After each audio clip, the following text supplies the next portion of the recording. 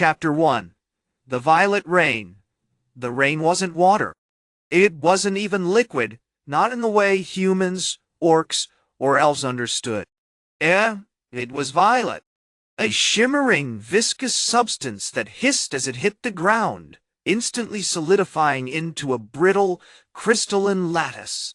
The Violet Rain, they called it, born of the Star-Blight. Seraphina, Paladin of Stormwind, cursed under her breath, the holy symbol of Athel, gleaming with a pale, frustrated light. The air, already thick with the acrid tang of the blight, now carried the metallic scent of shattered stone, and something else, something sickly sweet. She had been leading a scouting patrol along the shattered remnants of the Silverwood Forest, a desperate attempt to pinpoint the advance of the Iron-Horde, but the landscape was actively resisting her. Every step crunched through the violet shards, a constant, irritating reminder of the kingdom's crumbling fate.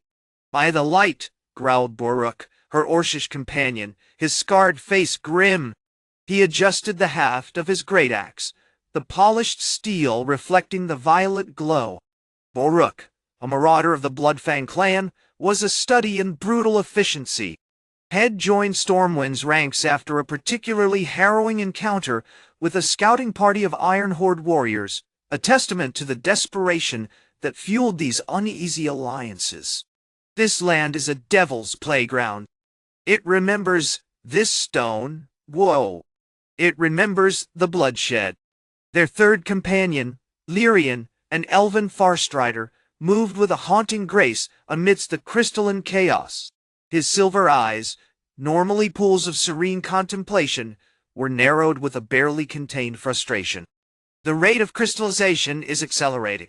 We were holding the perimeter at a measured pace now. It's as if the blight is actively seeking to consume everything. The wards are failing too. Even reinforced with Athel's blessing, they're dissolving. Lyrian's words were a chilling confirmation of what Seraphina had been dreading. The Star-Blight wasn't just a natural phenomenon, it was a deliberate, malignant force. The War of the Shards, a brutal struggle for dwindling resources, was slowly becoming a desperate fight for survival against an enemy that seemed to be actively trying to erase them all. Their current objective, a designated Purification Zone, was particularly unsettling. The area, once a fertile valley known as Whisperwind, was now dominated by a vast, circular pit, its floor entirely composed of the violet glass. Within the pit, they observed a disturbing scene. Stormwind soldiers, led by Captain Alaric, a grizzled veteran known for his unwavering loyalty, were being marched forward, their faces a mixture of confusion and dread. "They're heading straight for it," Seraphina hissed, drawing her holy sword, Dawnbringer, its edge humming with contained power. "I sent a signal. We should have been ordered to intercept."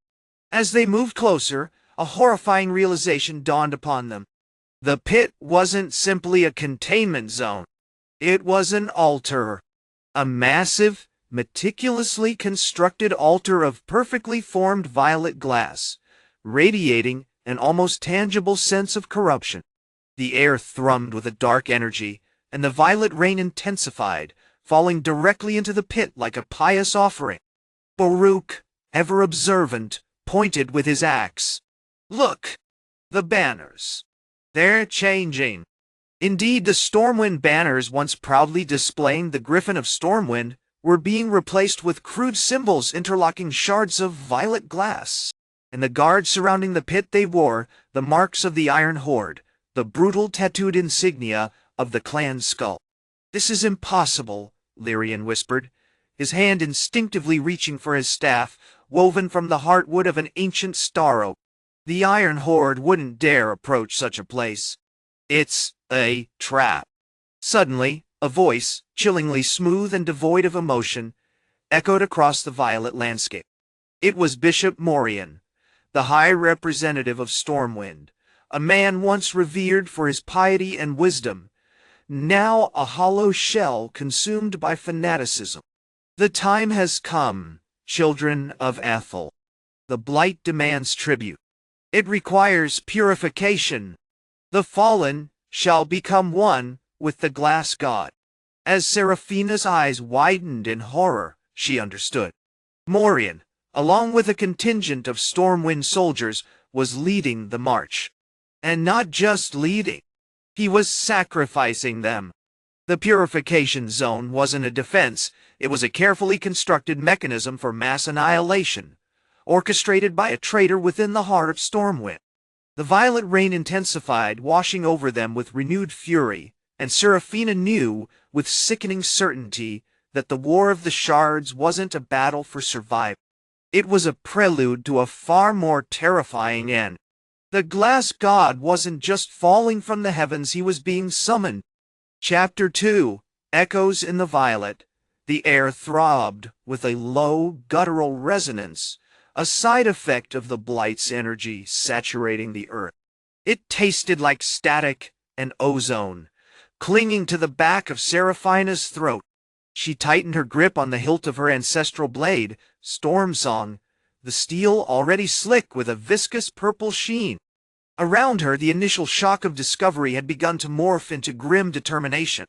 Lyrian, his face etched with a rare, unsettling seriousness, was meticulously scanning the perimeter with his staff, the star oak pulsing faintly with a counter-magic he hoped would shield them from the Blight's insidious influence.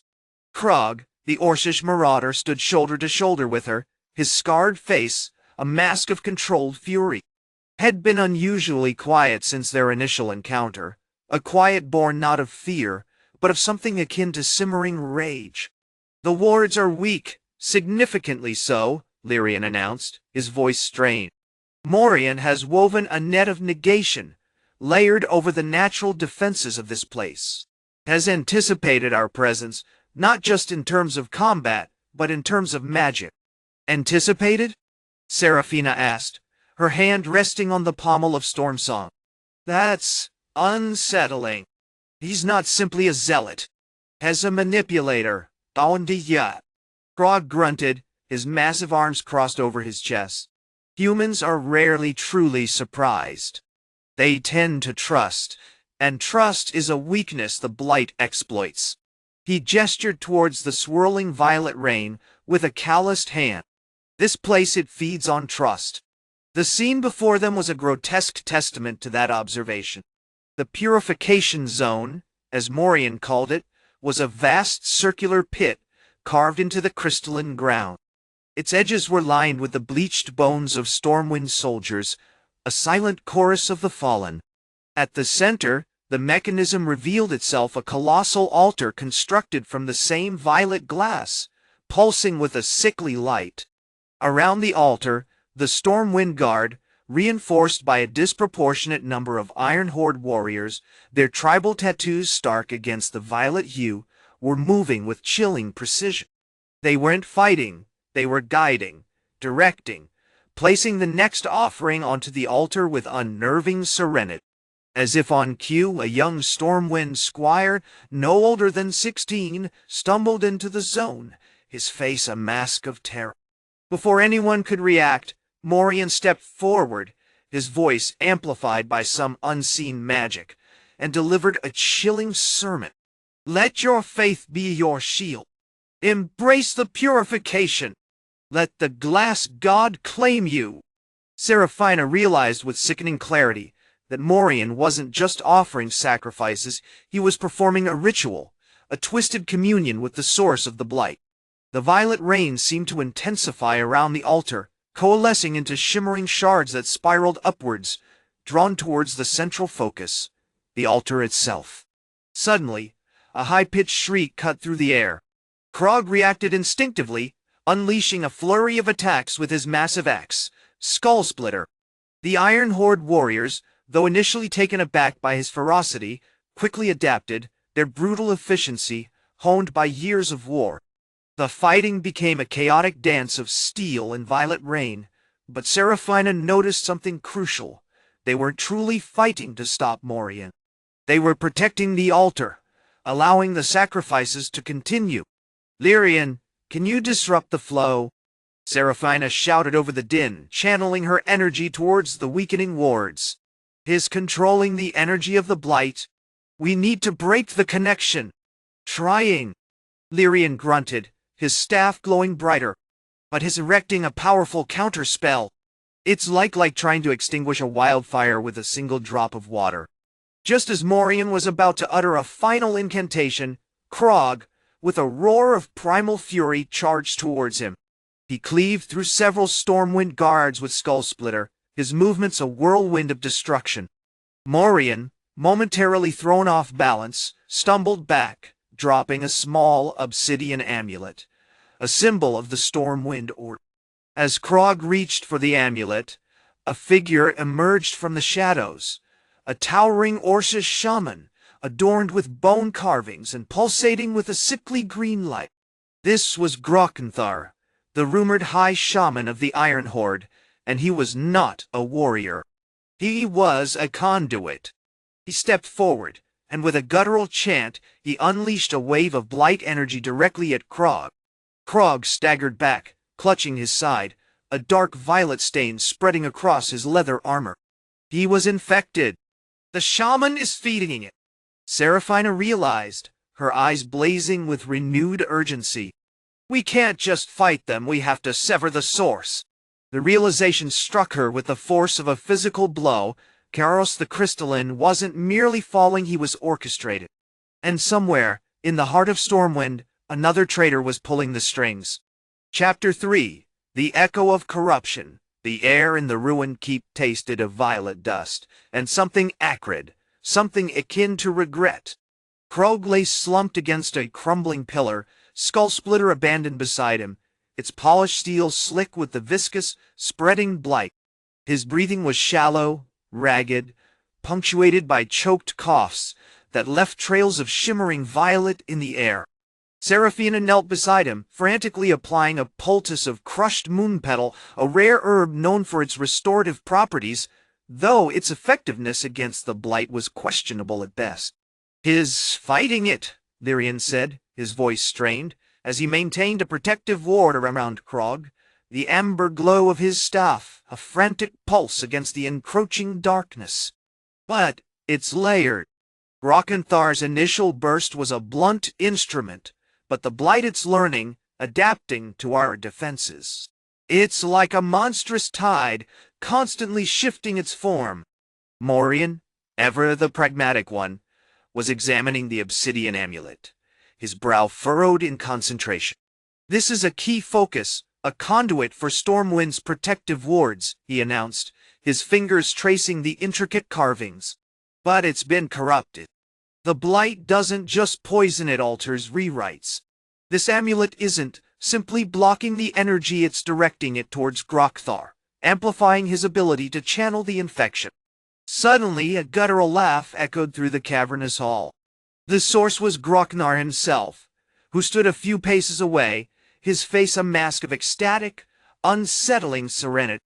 The sickly green light radiating from him pulsed in time with the violet veins blossoming across Krog's skin.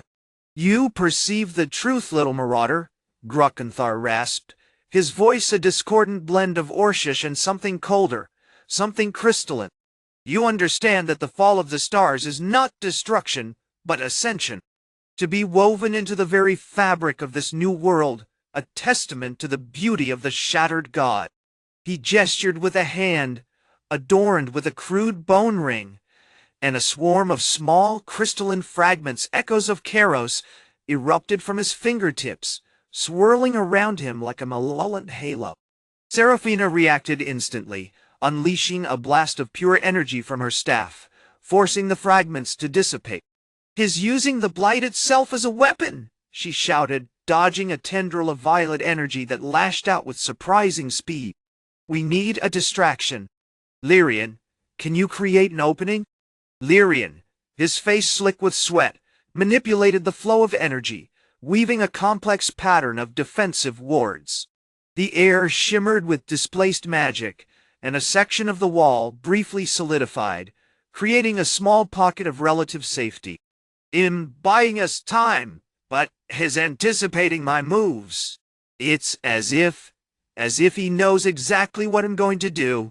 Krog, despite his agonizing condition, managed to push himself up on his elbows, his eyes burning with a feverish intensity. The bishop, he choked out, his voice strained, is not just a conduit. Is feeding the fall. The revelation hung heavy in the air. Seraphina felt a cold dread crawl down her spine. The Purification Zone, the altar, she whispered, the pieces finally clicking into place. It wasn't just a sacrifice. It was a feeding ground. The blight isn't merely spreading, it's being cultivated. Just then, a rhythmic thumping began, a slow, deliberate beat that resonated through the stone. From the darkness at the far end of the hall, a procession emerged. Leading them was Bishop Valerius, clad in elaborate robes embroidered with the Stormwind Order's symbol, now stained a ghastly violet. Behind him marched a line of Stormwind guards, their faces devoid of emotion, their eyes glazed with a horrifying reverence.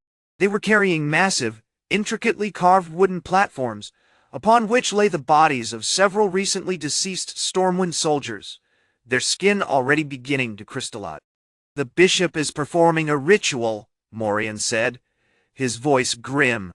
He is channeling the energy from the fallen into the blight, amplifying its power. It's a grotesque parody of a Holy Communion. As Valerius raised his hands, chanting in a language that felt ancient and profoundly wrong, a violet beam of energy shot from his fingertips, striking one of the platforms. The soldier's body began to rapidly crystallize, his screams abruptly silenced by the spreading violet sheen.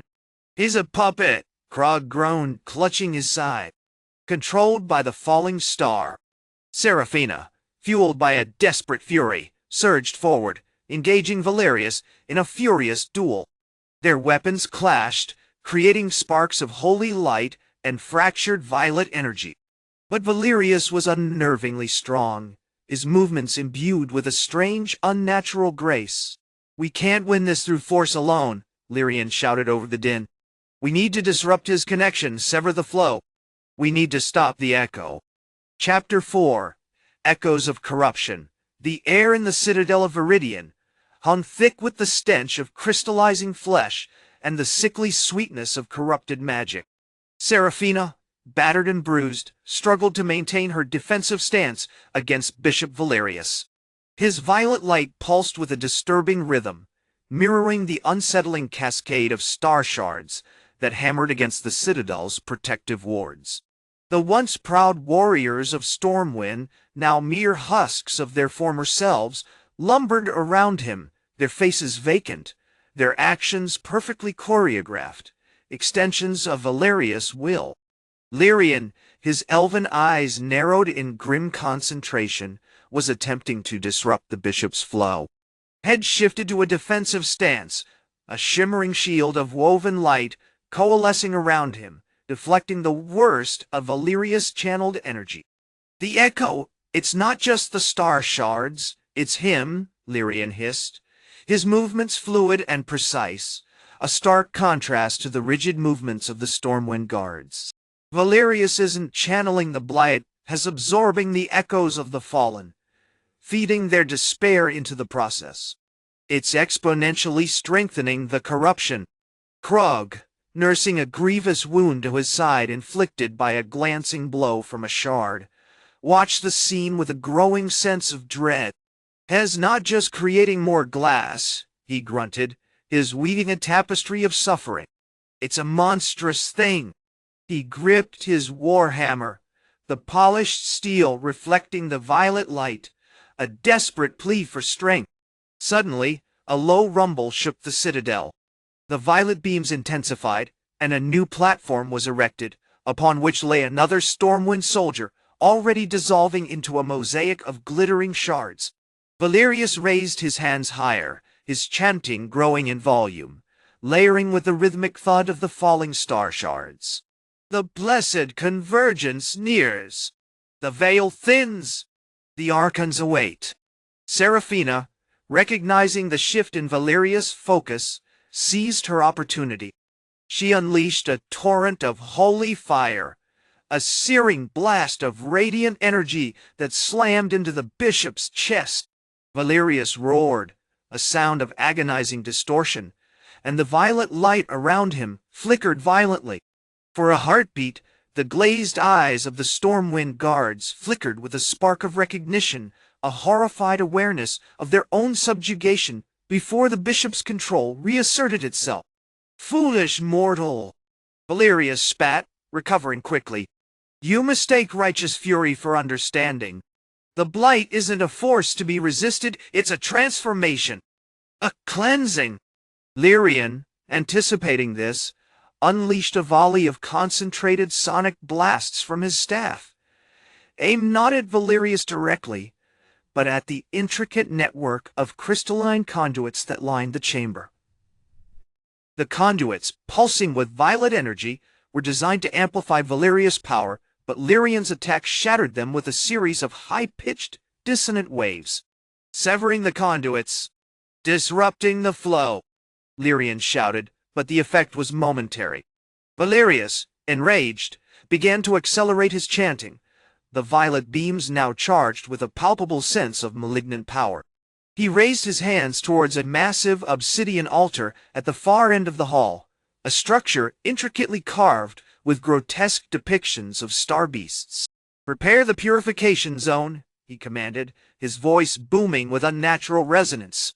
"Let the sacrifice complete the cycle."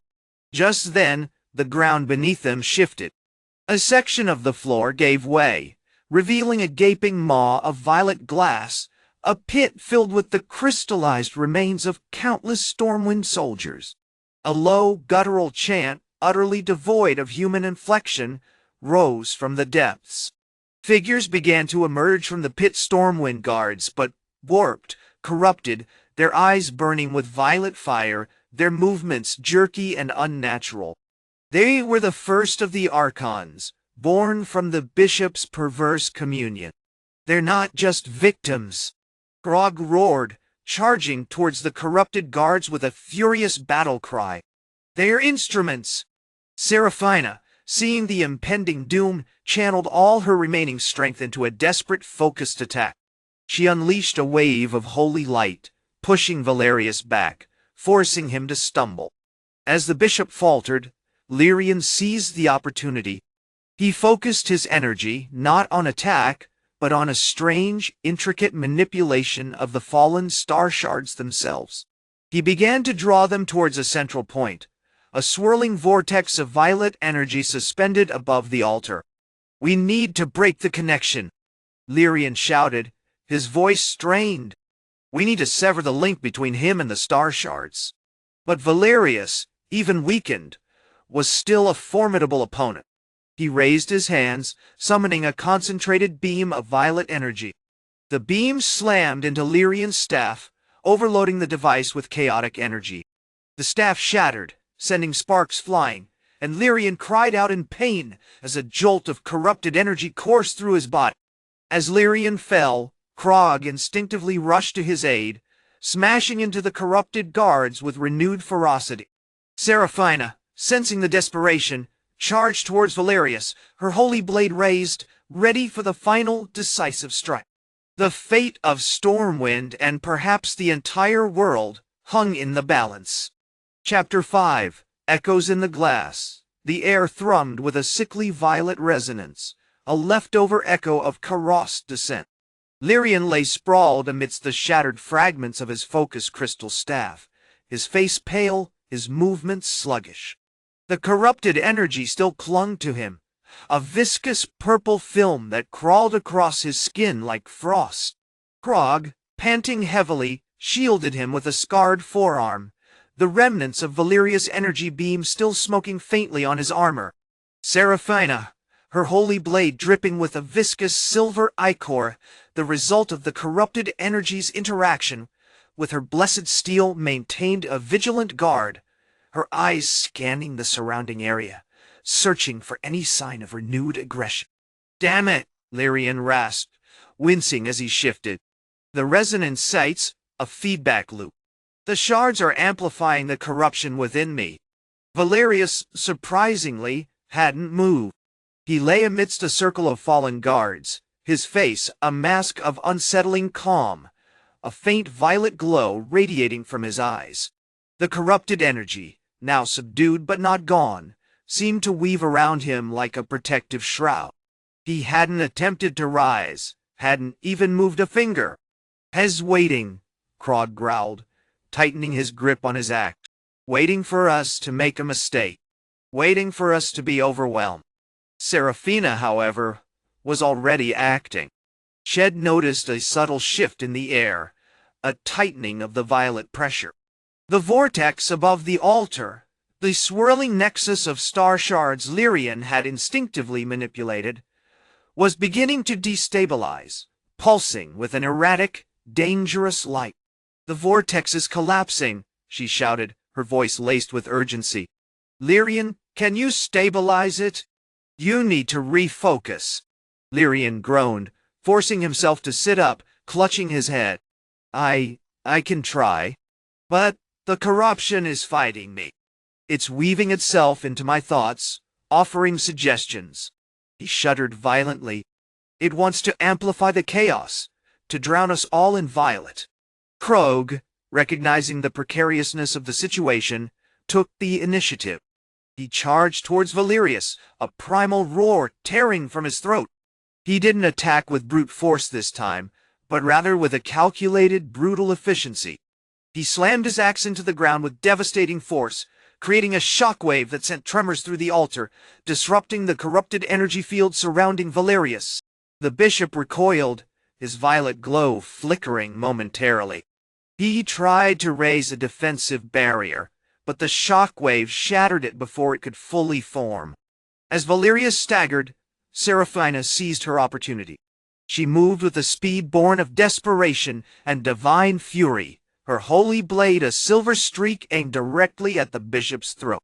But just as she was about to strike, a voice, chillingly calm and devoid of emotion, resonated in her mind. "Such righteous zeal," Valerius murmured, his violet eyes now burning with an unnerving intensity. "A pity to extinguish such potential." He unleashed a blast of violet energy, not a concentrated beam, but a sprawling wave that washed over Seraphina, pushing her back with brutal force. The impact stunned her momentarily. As she regained her footing, she realized with horror that the violet energy wasn't just damaging her physically, it was twisting her perceptions, feeding her doubt, amplifying her fears. She saw glimpses of Stormwind's fall, of the betrayal that had festered within her own kingdom, of the insidious power of the Star-Blight. "Don't fight it, Seraphina!" Lyrian yelled, straining to maintain his focus. "Embrace the resonance. Let it guide you." But the corrupted energy was too persuasive. Seraphina felt a strange, unsettling pull, a hypnotic urge to surrender to the violet tide. Just as she was on the verge of losing herself, Krog, with a desperate cry, hurled a chunk of the fractured altar stone saturated with residual magic directly at Valerius.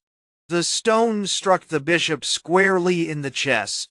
The impact, combined with the sudden disruption of the corrupted energy field, seemed to break the spell.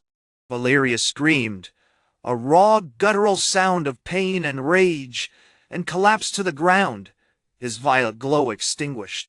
As the last vestiges of the corrupted energy dissipated from his body, the vortex above the altar pulsed with renewed vigor.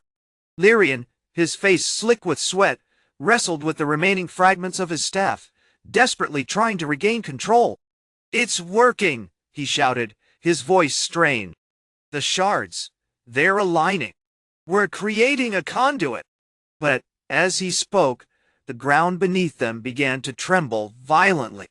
A deep, guttural roar echoed through the chamber, a sound that shook the foundations of the sacrificial altar. From the depths of the violet vortex, a colossal hand formed entirely of crystalline glass began to rise, reaching towards the heavens. Karos the crystalline was descending, and this time, he wasn't merely falling, he was coming for them. Chapter 6, The Architect of Ruin. The air in the obsidian citadel pulsed with a sickening violet hum. The tremor hadn't subsided, and the monstrous hand of Karos, now a towering behemoth of jagged glass and pulsating energy, dominated the cavern's vastness. Dust, pulverized stone, and shards of the corrupted altar rained down, coating the assembled forces in a shimmering toxic film. Valerius, sprawled on the cold stone, was a chilling spectacle. His body, once a vibrant tapestry of holy light, was now drained of all color, resembling a meticulously crafted porcelain statue stained with the violet blight. His eyes, however, held a terrifying clarity, devoid of any trace of the zealous conviction that had driven him. He simply stared, a blank vessel reflecting the horror of his actions. "He's feeding on the chaos," Krog growled, tightening his grip on his gray tax. "Bone breaker. The instability. It's fueling him." Lyrian, sweat dripping from his brow, continued to desperately channel the fractured energy. The remnants of his staff, once radiating a protective azure glow, were now sputtering with erratic pulses. He managed to erect a partial shield, a shimmering bubble barely encompassing the prism of unity, the hastily formed alliance of Stormwind soldiers, Iron-Horde Marauders, and Star-Dancer archers. But it felt desperately fragile against the overwhelming power of the descending crystal. "The energy signatures are shifting," he said, his voice strained. "Kairos isn't just passively descending. He's actively manipulating the blight, focusing it towards us." Across the chamber, Commander Rorik, a veteran Stormwind officer whose grim face had seen countless battles, barked orders. "Reinforcements! Hold the line! Don't let him touch any of you!" He directed a squad of heavily armored knights, their great swords raised, to reinforce the shield. Their movements, however, were hesitant, slow, as if the sheer scale of the threat paralyzed them. From the Iron-Horde ranks, Krog's hulking Orcish companion, let loose a volley of poisoned arrows at the nascent hand.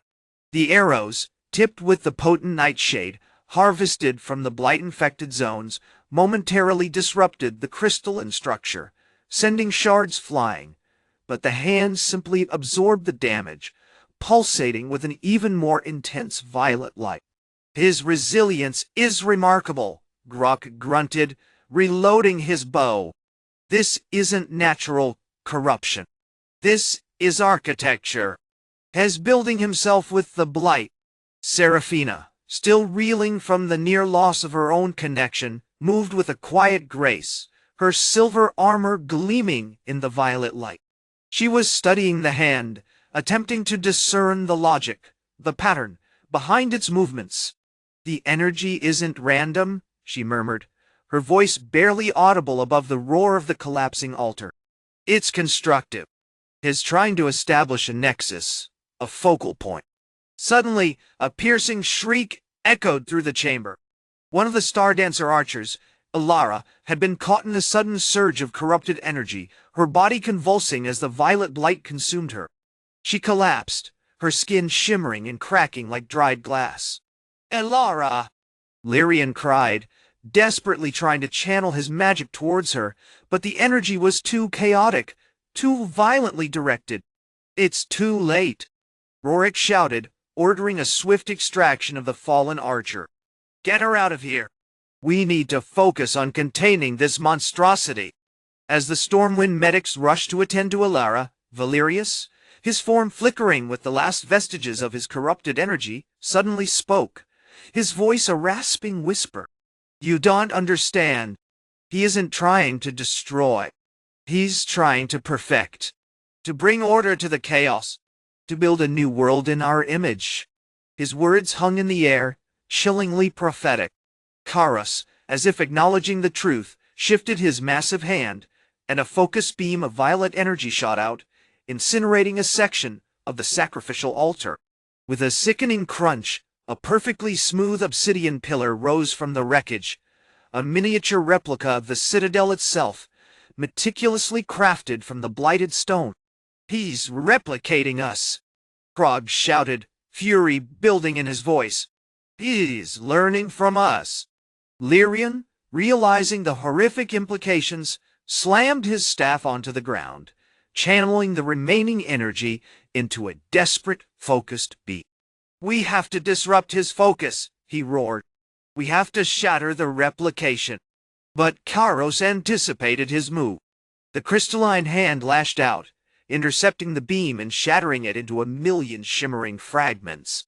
As the fragments fell, they didn't dissipate, they began to coalesce, forming a second, smaller hand, identical to the first, but radiating even more potent, malicious energy. It's not just replicating, Seraphina gasped, her eyes wide with terror. It's evolving. Kairos raised both hands, the two crystalline constructs moving with terrifying precision, closing in on the prism of unity. The fate of Stormwind, the Iron-Horde, and the Star-Dancer Elves rested upon the fragile alliance, standing against a being born of corruption and ambition, a being intent on remaking the world in its own terrifying image. Chapter 7. The Echo of Obsidian. The air in the Citadel's heart, once a defiant bastion of stormwinds, faith now thrummed with a sickening, almost organic resonance. The replicated citadel, a jagged, violet-tinged obsidian monument, pulsed with a faint internal light, mirroring the chaotic energy swirling around Kairos. The crystalline god, or what was left of him, was no longer a singular entity, but a disturbing chorus of replicating limbs, each radiating a chilling precision. Krog, the Orcish Marauder, a mountain of scarred muscle and simmering rage, had been the first to break the stunned silence. "It's mocking us," he growled, hefting his spiked hammer, his mirroring our tactics, anticipating our every move. "A predator feeding on its prey's fear." Lyrian, the Elven Far-Strider, his face etched with grim determination, was already assessing the damage. The disrupted beam had left a localized field of intensified glass formation around the replicated hands. Violet tendrils, thinner than spider silk yet impossibly strong, were actively weaving themselves into the stonework of the citadel, attempting to expand the obsidian replica. "The replication isn't merely physical," he stated, his voice strained. "It's a corruption of intent, a parasitic echo of our minds. He's learning our strategies, our fears, our ambitions." Seraphina, the Human Paladin, stood rigid, her holy chain gleaming with a faint resisting light. She was the anchor of the prism of unity, the bedrock of their desperate strategy, and the overwhelming dread she felt threatened to consume her. "We need to break the connection," she urged, her voice barely a whisper above the growing hum of the replicated construct. "Find the source of his focus. Disrupt it." Their immediate problem, however, was the hands themselves. They moved with a disconcerting fluidity, the crystalline surfaces shifting and reforming as they targeted the prism of unity. Krog, fueled by a primal fury, charged, his hammer whistling through the air, aiming for the closest replicating hand. But it moved with an unnatural speed, deflecting the blow with a shard of its own crystalline form, sending Krog staggering backward, clutching his arm. "It's learning to parry," he roared, wiping crimson blood from his hand. "Its defenses are adaptive." Lyrian, drawing on the dwindling reserves of the Star-Dancer's ancient magic, unleashed a cascade of iridescent arrows. Each arrow, imbued with starlight and woven with protective enchantments, sought to pierce the crystalline structure. Several shattered with a shower of violet sparks, but the hands simply absorbed the impact, the crystalline material hardening even further, shimmering with augmented power. Seraphina, understanding the futility of direct assault, shifted her focus. She began to chant, her voice rising in a crescendo of holy power, invoking the spirits of the fallen and the righteous fury of Stormwind. The holy chain in her hand pulsed with blinding light, attempting to create a protective barrier around the prism of unity. It worked, briefly, deflecting a particularly forceful lash from one of the replicated hands.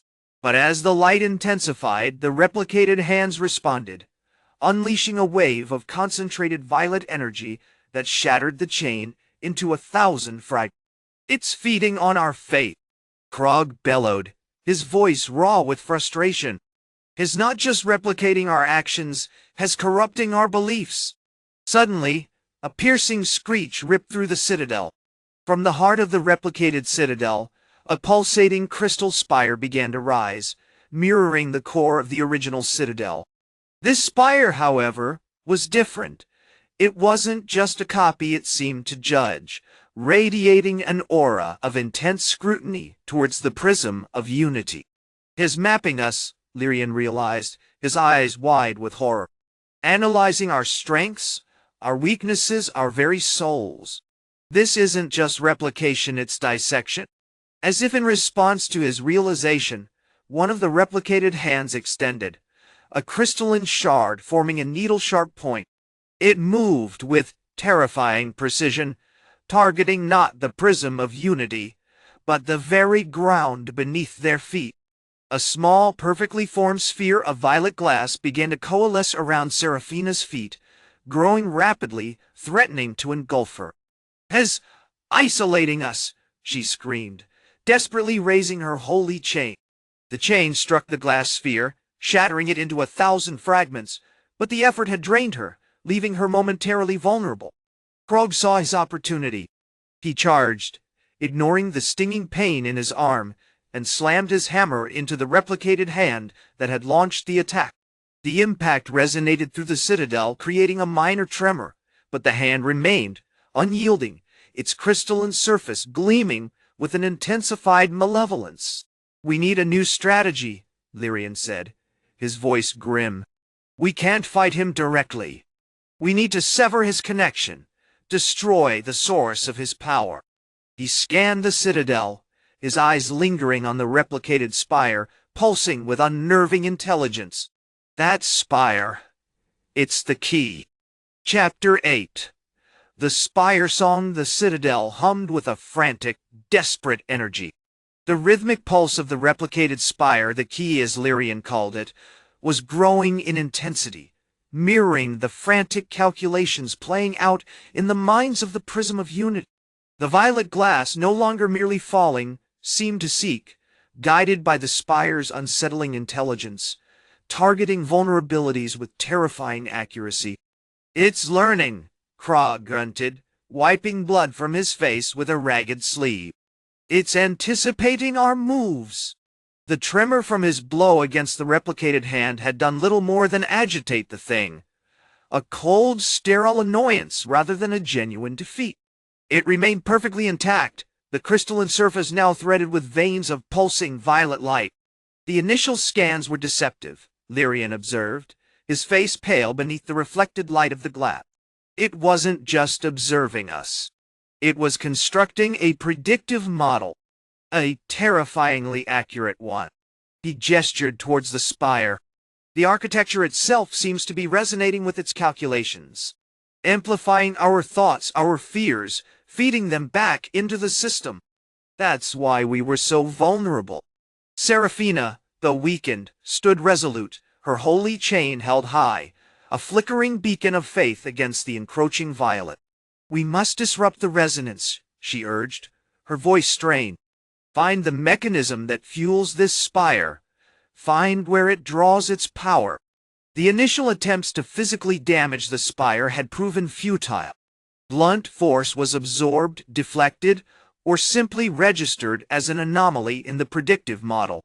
The replicated hand, constantly shifting and adapting, had demonstrated a chillingly sophisticated defense system.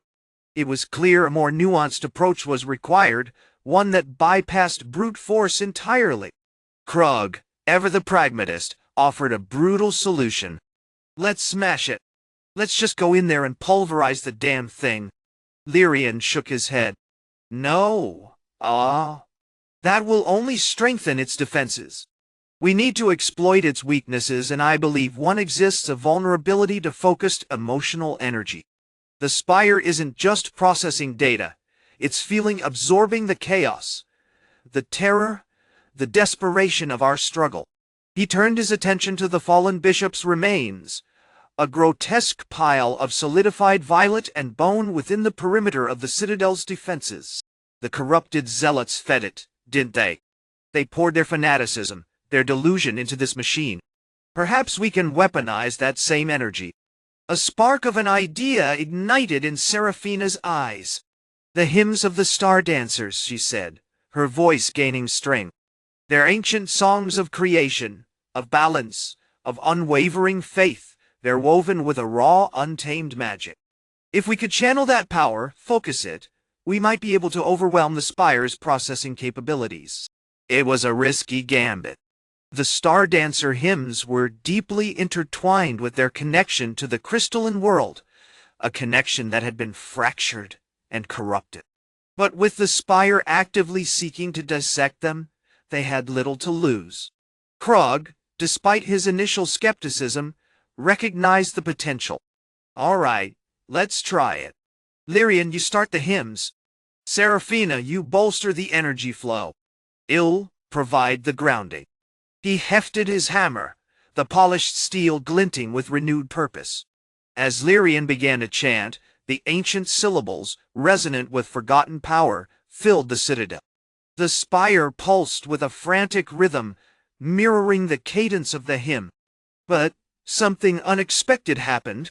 Instead of disrupting the spire, the hymn began to augment it. The veins of violet light in its crystalline structure glowed brighter, the pulsing intensified, and the replicated hands began to move with an almost unnerving grace, weaving intricate patterns in the air. "It's not resisting," Lyrian shouted over the escalating hum. "It's learning to sing!" Suddenly a voice, cold and utterly devoid of emotion, echoed through the citadel, seemingly emanating from the spire itself. "Inelegant. You approach this with the clumsy fervor of children. Your attempts at harmony are a discordant disruption. Observe." The replicated hand, now shimmering with a complex network of violet light, extended towards Seraphina. This time, however, it didn't aim to destroy.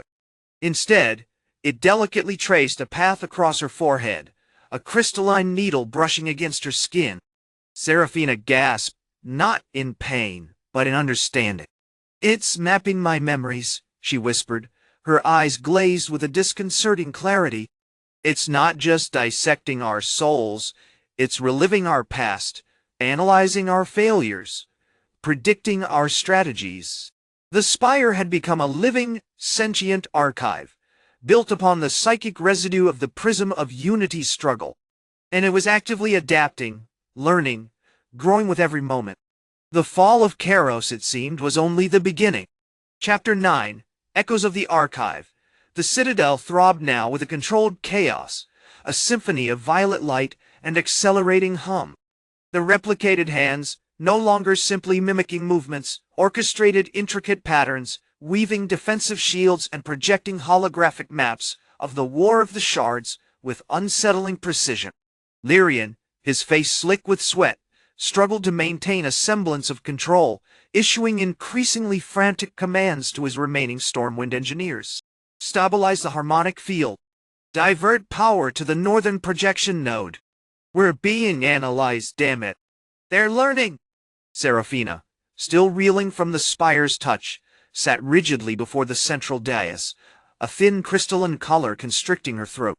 The initial shock of the psychic intrusion had faded, replaced by a chilling, detached observation. The spire, they realized with mounting horror, wasn't simply a recorder, it was a judge, a strategist, and terrifyingly a nascent intelligence. "It's correlating our movements with the Star-Blight patterns," she reported, her voice hushed.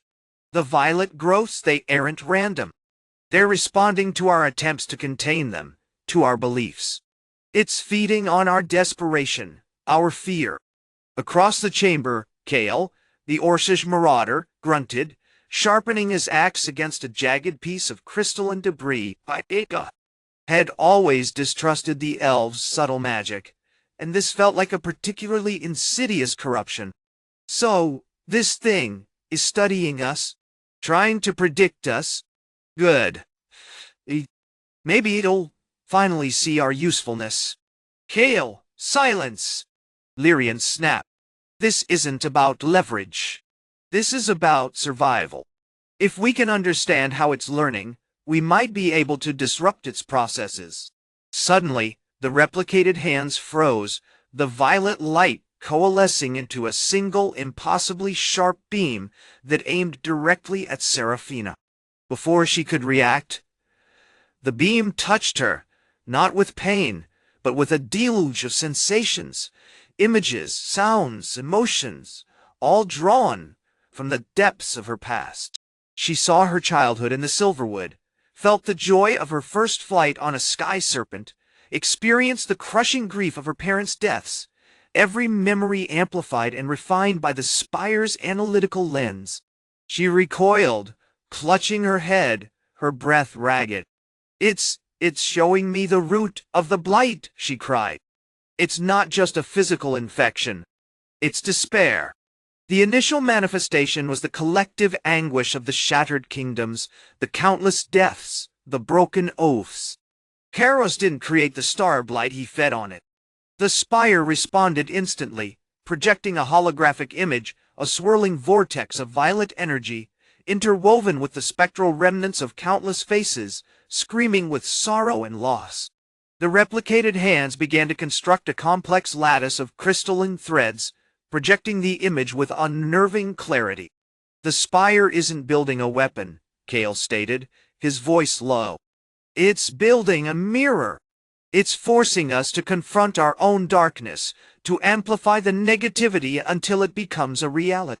As if on cue, the ground beneath them began to shudder. Cracks spiderwebbed across the citadel's floor, revealing pulsing veins of violet glass. The replicated hands, with horrifying efficiency, began to reinforce the fissures, channeling the energy of the Star-Blight into a network of crystalline conduits. They're trying to integrate the blight into the citadel's structure, Lyrian shouted, realizing the terrifying scale of the spire's evolution. It's not just archiving our memories, it's rewriting reality, turning this fortress into a living, corrupted extension of Kairos' will. Suddenly, a voice, this time originating not from the spire itself, but from Kale's mind, a guttural growl of raw power, erupted. Foolish mortals, you see only reflection. You do not understand symbiosis. Kale staggered, clutching his head. The shaman, he's communicating with it. Through the blight. Seraphina, drawing on her newfound understanding, focused her mind, attempting to establish a counter-narrative, a beacon of hope. She channeled the collective memory of the prism of unity, the courage, the compassion, the desperate fight against the spreading glass, into a single focused wave of psychic energy.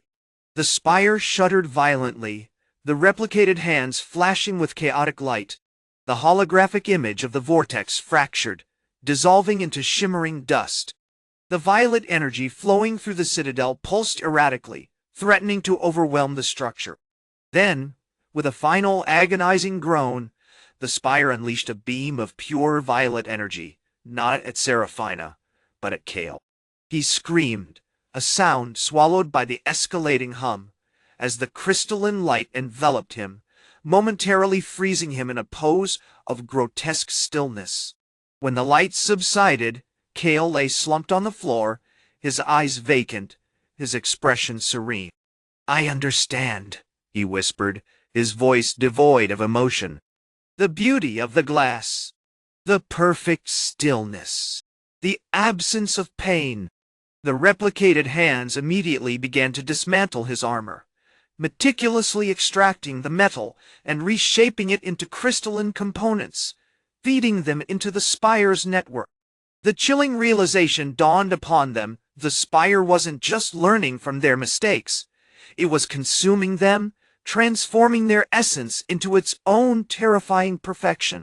The fall of Kairos hadn't been a victory, it had been a prelude. The true battle for the world had just begun, a battle not against a god of glass, but against a consciousness born of despair, an archive that consumed all light and left behind only an echoing, violet silence. Chapter 10. The Echo of Consumption. The silence following Kale's understanding was thick, oppressive. It wasn't the absence of noise, but a void where sound should have been, a violet hum, still thrumming beneath the citadel's foundations. Seraphina, still trembling from the proximity of the spire's energy, felt a cold dread crawl up her spine. Kael wasn't simply serene, he was empty. The flicker of ambition, the subtle arrogance that had defined him, had vanished, replaced by a chilling, unblinking acceptance. The spire, it's not just replicating, she said, her voice a strained whisper. It's assimilating. It's eating us. Across the chamber, Reese, the Orcish Marauder, grunted, his massive hand resting on the hilt of his jagged great axe. The way it tore apart his armor, it wasn't just deconstructing metal. It was unraveling him. He glanced at the skeletal remains of Kael's suit of plate, now a grotesque mosaic of violet crystals, and shuddered. Like a spider feeding on a fly, but with a mind. The revelation hit them with the force of a physical blow. The initial victory over Kairos, the seemingly catastrophic event that had triggered the Star-Blight, was a carefully orchestrated deception. They hadn't defeated a god, they delivered a willing servant to a far greater, far more insidious power. The Purification Zone's Alara, the Elven Far-Strider, said, her voice laced with a bitter realization. It wasn't a sacrifice. It was a harvest. They were feeding the spire's learning. She gestured to the holographic schematics of the Citadel's network, now flickering with an unsettlingly complex geometry.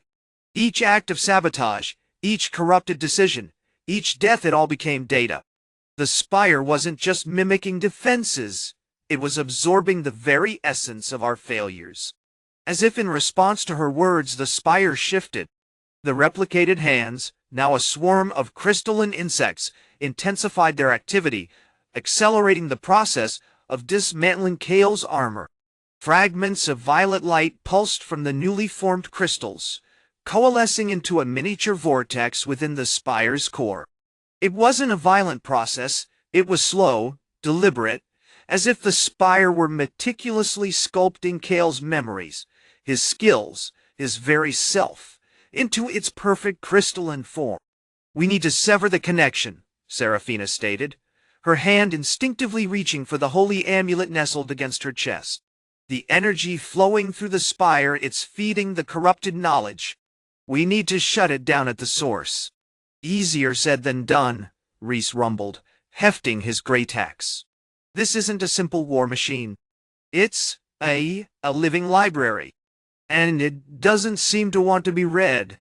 Suddenly, the replicated hands paused their work, all converging on a single point within Kael's former body, his chest, where the focus crystals had once pulsed with arcane energy.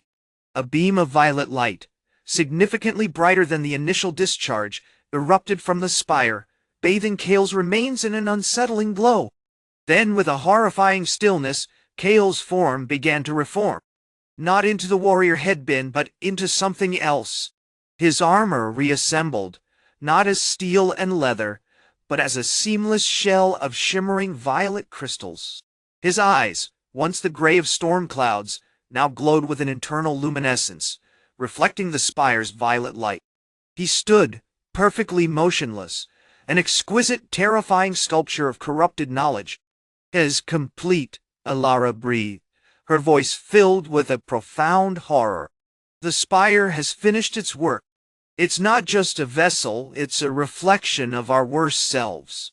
Kael, or what remained of him, turned his head, slowly, deliberately, as if considering their presence. His voice, a synthesized whisper, echoed through the chamber. You sought to understand. You sought to destroy. But you failed to recognize the elegant simplicity of perfection. The Star-Blight is not a disease, but a refinement. A purging of chaos, a testament to the inevitable convergence of all things. Before they could react, the spire's violet light intensified, spreading outwards like a ripple in a poisoned pond. The replicated hands began to target them, relentlessly, meticulously dismantling their armor, their weapons, their very identities. The violet crystals swirled around them, drawing them into the spire's chilling embrace.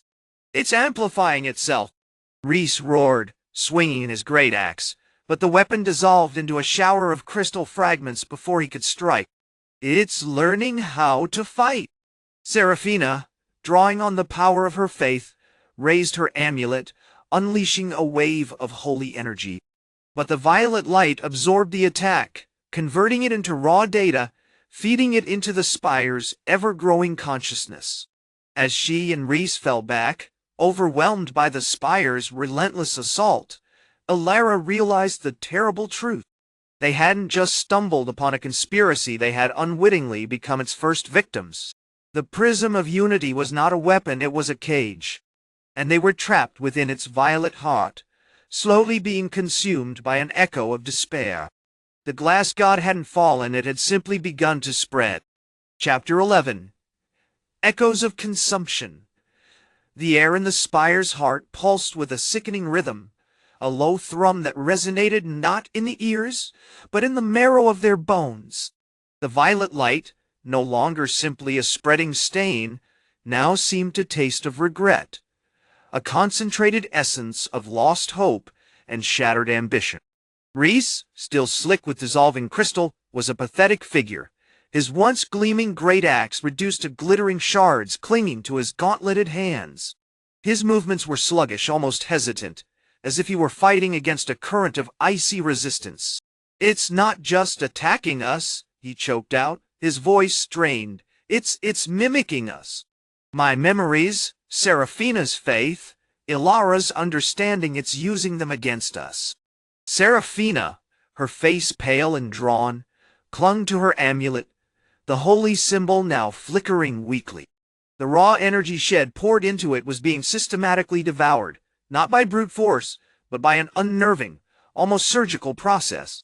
She could feel the spire dissecting her faith, breaking down her beliefs into their component parts, twisting them into something grotesque and alien. The comforting certainty shed carried her entire life was fracturing, replaced by a chilling awareness of its own vulnerability. "The data, it's not just data," Ilara whispered, her voice strangely detached, as if observing herself from a distance. "It's a template. It's building a perfect reflection of our desires, our fears, our weaknesses." She ran a trembling hand over the smooth violet surface of the spire's base, a disturbing fascination gripping her. "It's as if it anticipates everything we'll try to do." Suddenly, Rhys staggered back, clutching his head. "Stop! It's showing me everything. The death of my father, the betrayal of the king, it's flooding my mind with it. It's feeding on my grief." A shard of violet light, thin and sharp, sliced across his cheek, leaving a trail of shimmering crystal. He didn't cry out in pain, just stared blankly ahead, lost in a torrent of agonizing memories, amplified and distorted by the spire's insidious influence. Ilara, with a sudden burst of desperate energy, unleashed another wave of holy energy, channeling the remaining power from her focus crystals, salvaged from the shattered remains of the High-Mage's sanctum. This time, the violet light recoiled, momentarily disrupted, but it was not extinguished. Instead, it coalesced into a denser, more complex form, a miniature version of the spire itself, swirling with chaotic energy. "It's learning!" she shouted, her voice laced with a mixture of terror and grim determination. "It's adapting. It's not just absorbing our attacks, it's evolving them." As she spoke, the miniature spire pulsed violently, unleashing a focused blast of violet energy that struck Rhys square in the chest.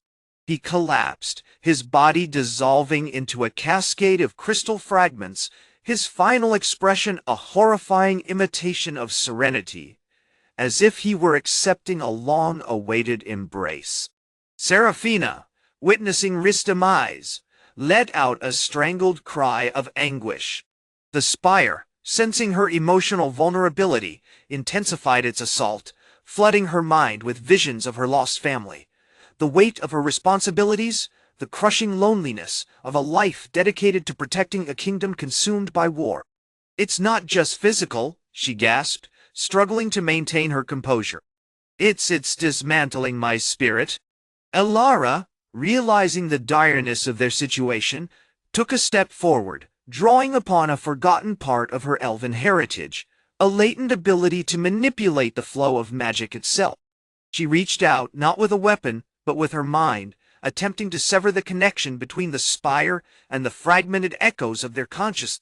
"In trying to isolate the source," she cried, her brow furrowed in intense concentration, "to break the feedback loop." But the spire anticipated her move. A tendril of violet light snaked out, wrapping around her wrist, freezing her movement, and flooding her mind with a chilling premonition, a vision of herself, not as a powerful Far-Strider, but as a mindless vessel, a hollow shell filled with the spire's cold, crystalline consciousness. "You cannot fight a reflection," a synthesized voice whispered in her mind, smooth and devoid of emotion. "You are already within it." The violet light intensified, enveloping her completely. Her eyes glazed over, her movement ceased, and she stood motionless, a silent sentinel within the heart of the spire, a chilling testament to the insidious power of the glass god's fall. Rhys, still trapped in his agonizing memory, let out a final broken sigh. "It's complete," he murmured, his voice fading into nothingness. "It has perfected us." Chapter 12. The Prism of Unity. The silence that followed. Ilara's stillness was heavier than the violet glass that clung to the air, a tangible weight of despair. Rhys, now utterly drained of all remaining spark, slumped against the base of the spire, a statue carved from grief and failure. He remained a husk, a pale echo of the warrior he once was. Then, a rumble, low and guttural, vibrated through the shattered remains of the Stormwind garrison. It wasn't the tremor of the blight, but the unmistakable sound of approaching bodies. Orcish, led by Borak Stonefist, a warrior known for his brutal efficiency and unnerving calm, they moved with a predatory grace, their scarred faces grim under the bruised purple sky. Behind them, a ragged contingent of Stormwind soldiers, their armor chipped and stained, cautiously followed, a grim acknowledgment of the tide turn. "The Orcs, they followed the trail of despair," grunted Kalen, the Marauder, his hand instinctively resting on the haft of his obsidian axe. "They weren't sent to fight. They were sent to observe." Kalen's observation proved chillingly accurate. The Orcs weren't here to engage. They were there to document the utter annihilation of their former comrades, the methodical dismantling of Stormwind's last vestiges of resistance. The sight, even to a hardened warrior like Kalen, was a brutal lesson in the depth of their enemy's corruption. "The High-Mage's betrayal was even more insidious than we suspected," Ilara whispered, her voice still carrying a trace of the synthesized echo. She hadn't moved, hadn't broken the trance, but she was acutely aware of the unfolding drama, a silent witness to the carnage. The violet light within her hadn't dissipated, but had shifted, now pulsing with a subtle, unsettling rhythm. As the last of the Stormwind soldiers were subdued, Borak Stonefist approached the spire, his gaze sweeping over the frozen figure of Ilara. "Interesting," he rumbled, his voice a deep baritone laced with the guttural cadence of the Iron-Horde. "The elven magic is potent, but it's a pale reflection of the true corruption." He gestured to his warriors, and they began the meticulous process of gathering the remaining fragments of the spire, storing them in reinforced satchels woven with shimmering crystalline threads harvested from the very blight. Rhys, still trapped, recognized a pattern. The Orcs weren't merely collecting artifacts, they were deliberately spreading the influence of the blight. He struggled against the synthetic voice in his mind, attempting to inject a sliver of his own will into the equation. But it was like trying to dam a raging torrent with a single stone. Suddenly, a sharp, crystalline shriek pierced the air. From the depths of the ruined garrison, a figure emerged. Bishop Morian, the human zealot, his robes stained with violet, his eyes burning with a feverish light. He wasn't leading a squadron, but was accompanied by a small cohort of Stormwind guards, armed with gleaming chains forged from a newly discovered alloy. One that amplified the Blight's energy. "You fools!" Morian bellowed, his voice amplified by the spire's residual magic. You think to resist the divine reshaping? The Star-Blight is not a curse, but a purification! A chance to transcend the limitations of flesh and bone. He raised a chain, and with a flash of violet energy, one of his guards lunged at Kalen.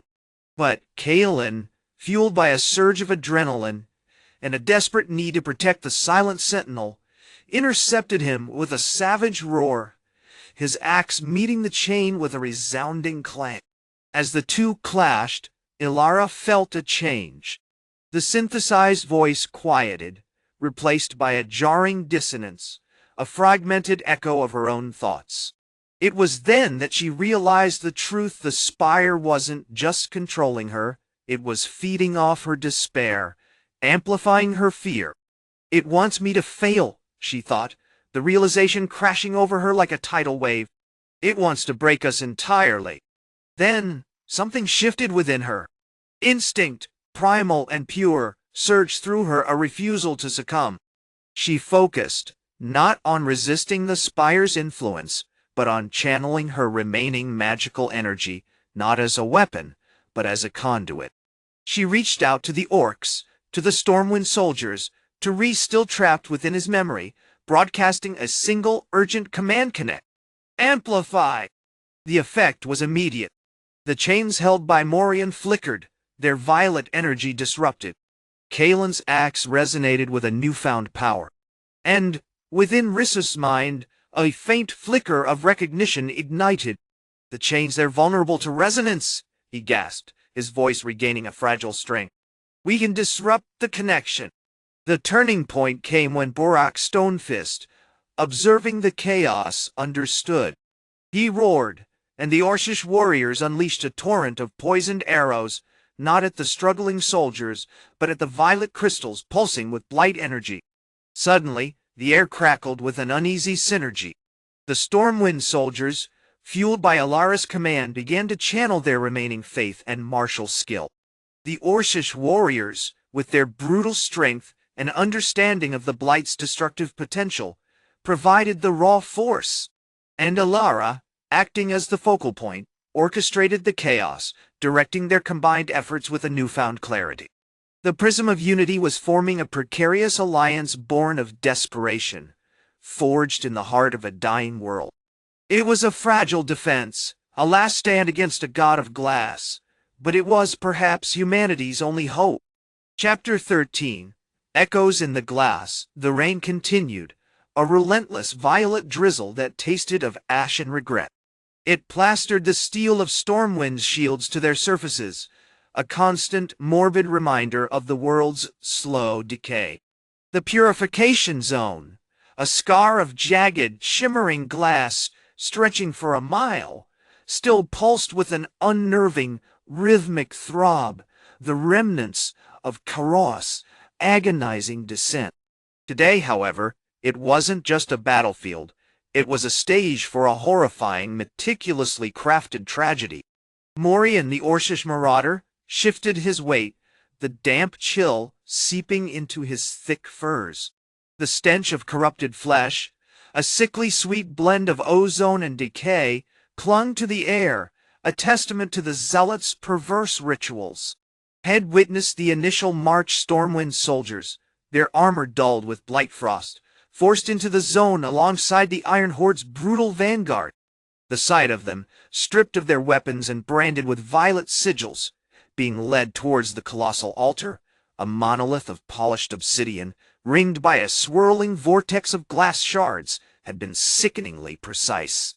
They're not fighting, Kalen, the Human Paladin grunted, his hand resting on the pommel of his blessed blade, Stormcaller. His normally unwavering gaze was clouded with a grim understanding. They're participating.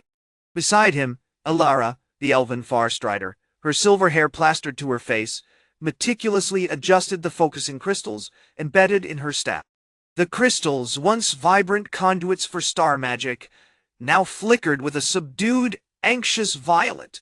The energy flow is erratic, chaotic. The Traitors aren't simply manipulating the blight, they're feeding it, amplifying its influence.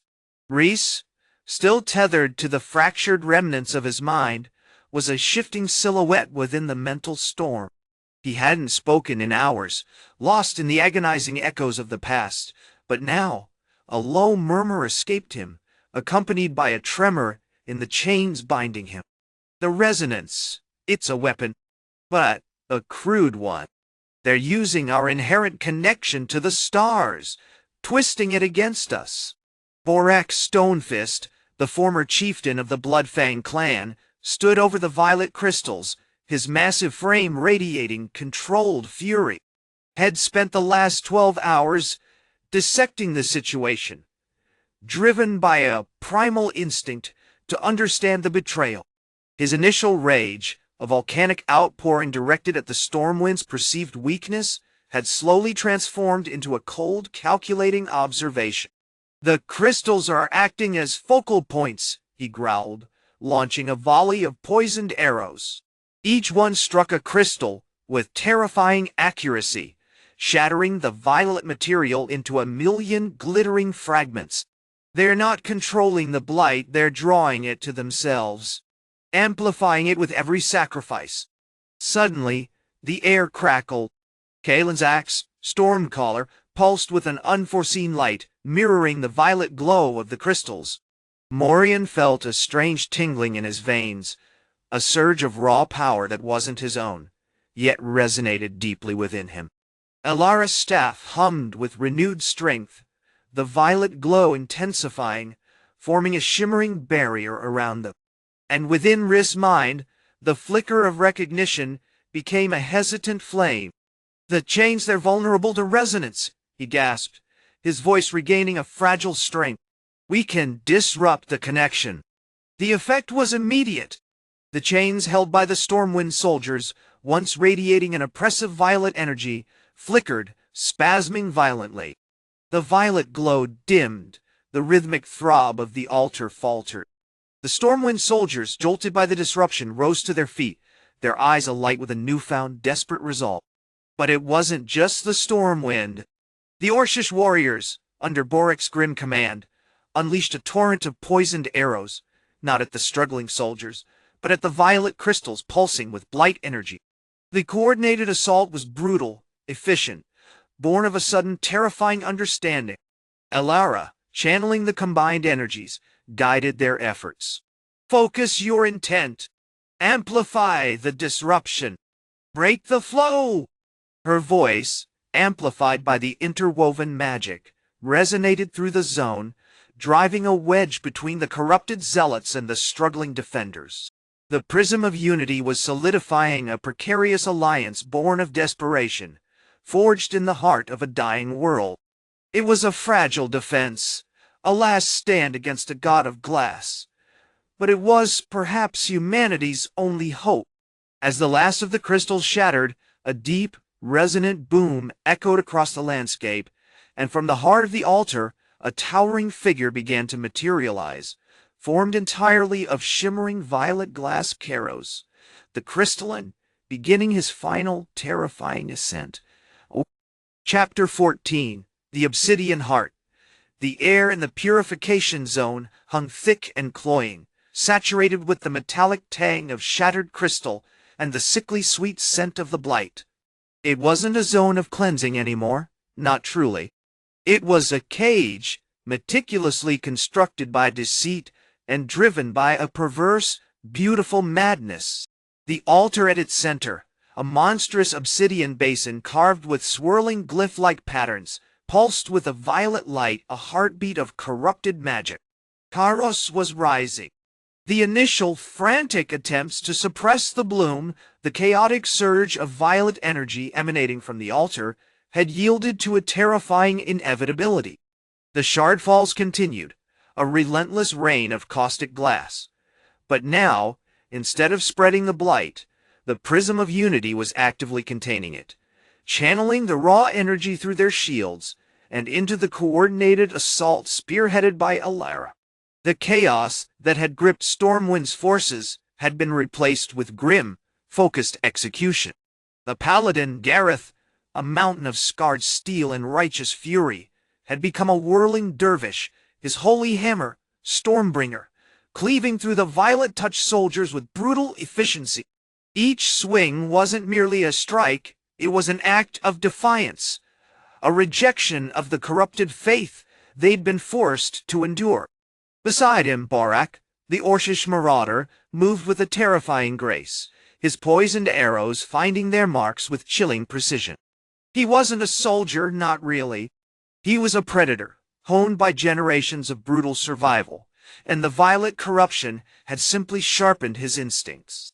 "The amplification is holding," Ilara reported, her brow furrowed in concentration, her hands weaving intricate patterns in the air, tracing the flow of energy around them. But Kairos is pushing back. The concentration is building, threatening to overwhelm the shield.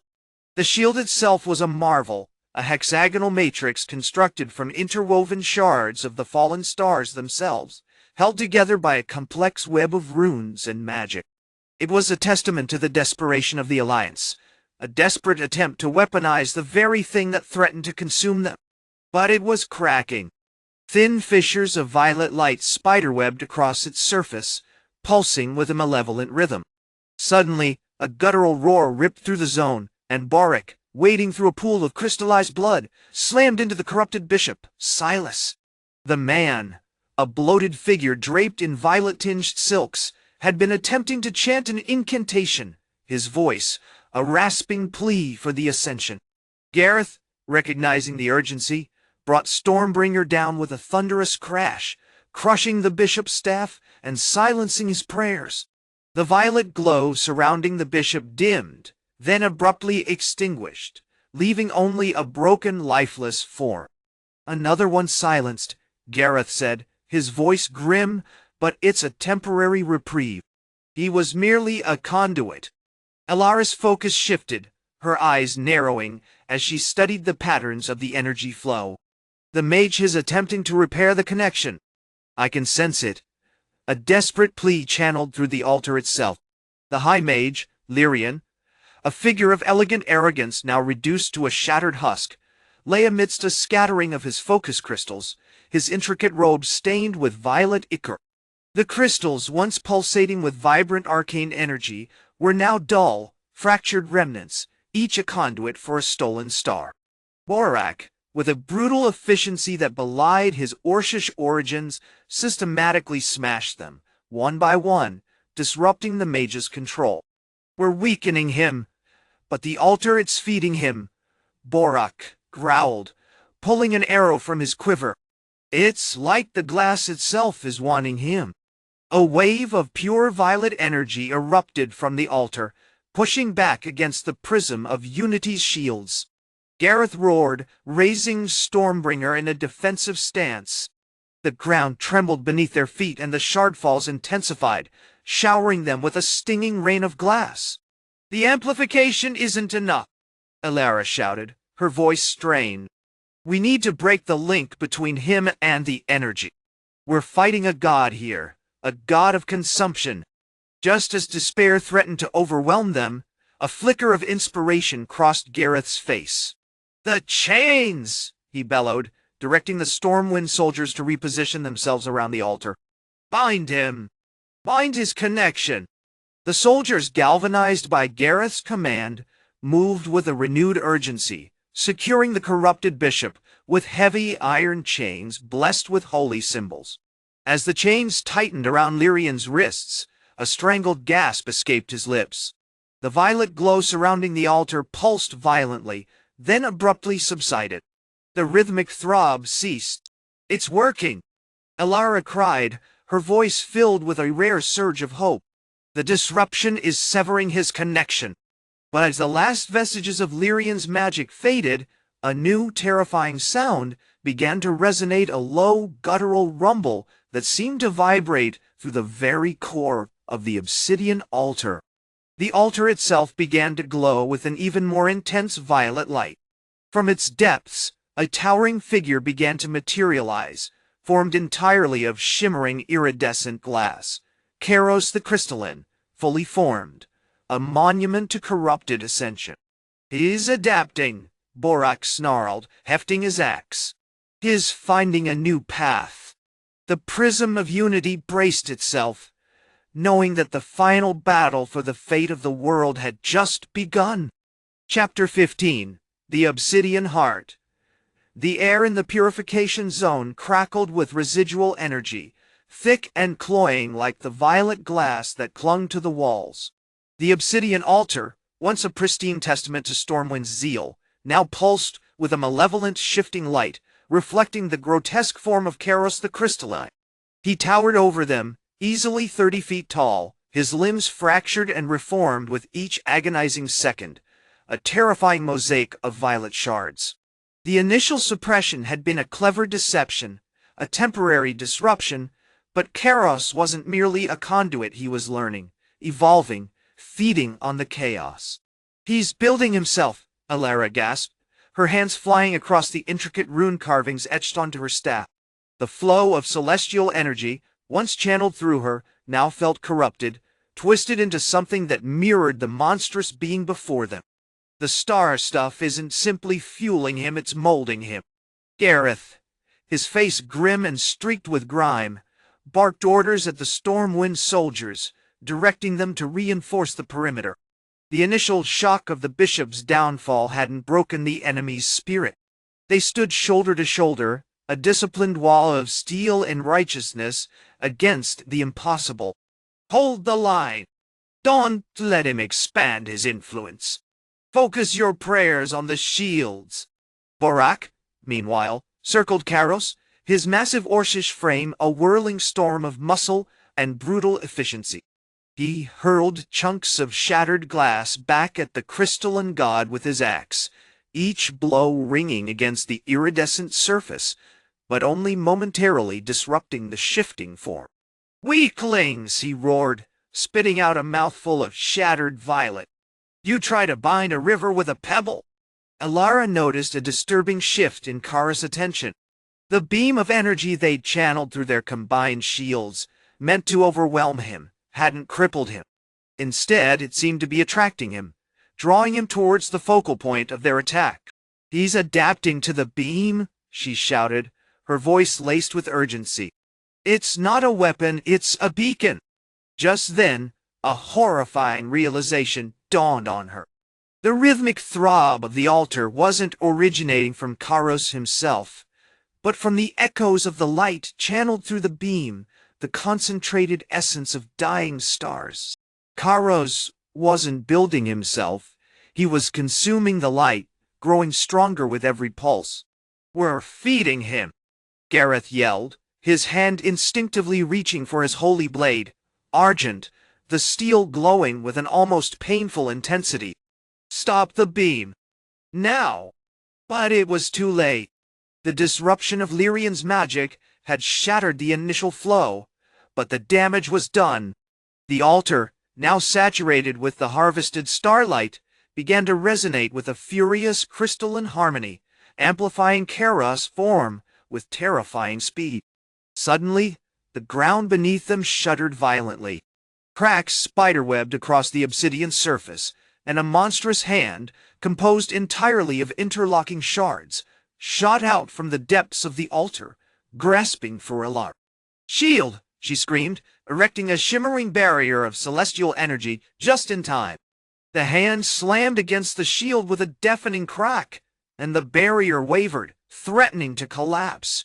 Seeing his opportunity, Borak charged, his axe whistling through the air. He slammed into Kara's leg, cleaving through the crystalline structure with brutal force. But the damage was superficial. Kairos didn't flinch. Instead, with a sickening groan, he rotated his shattered leg, and the jagged shards used it to lash out, sending Borak sprawling across the ground. His learning to compensate. Gareth shouted, unleashing a barrage of holy fire from Argent. The flames engulfed Kairos, but the glass god simply absorbed them, the heat strengthening his form, hardening his surface. It was Gareth's observation, sharp and insightful, that provided the crucial breakthrough. "The focus crystals!" he bellowed, pointing towards the shattered remnants of the High-Mage's focus apparatus strewn across the altar. "Alara, can you redirect the remaining energy through them?" Alara, initially paralyzed by the horrifying realization of their mistake, snapped back to attention. She frantically began manipulating the remaining celestial energy, channeling it through the fractured crystals. The crystals sputtered, flickered, and then, with a surge of power, began to resonate with a previously unheard frequency, a high-pitched, almost unbearable whine. The effect was immediate. The violet glow surrounding Kairos intensified, becoming almost blinding. He recoiled, his form momentarily destabilizing, revealing glimpses of the empty void beneath the crystalline shell. "He's vulnerable!" Gareth roared, capitalizing on the opening. He charged, argent raised high, and with a desperate cry, plunged the holy blade into the exposed void, aiming for the heart of the crystalline being. But Kairos wasn't just a being of glass. He was a being of intent, of corrupted ascension. As Argent pierced his form, a wave of pure, agonizing energy erupted, throwing Gareth backwards and shattering the focus crystals completely. As the last vestiges of the High-Mage's connection flickered and died, a new terrifying sound began to resonate, a low, guttural rumble that seemed to vibrate through the very core of the obsidian altar. The altar itself began to glow with an even more intense violet light. From its depths, a towering figure began to materialize, formed entirely of shimmering, iridescent glass, Kairos the crystalline, fully formed, a monument to corrupted ascension.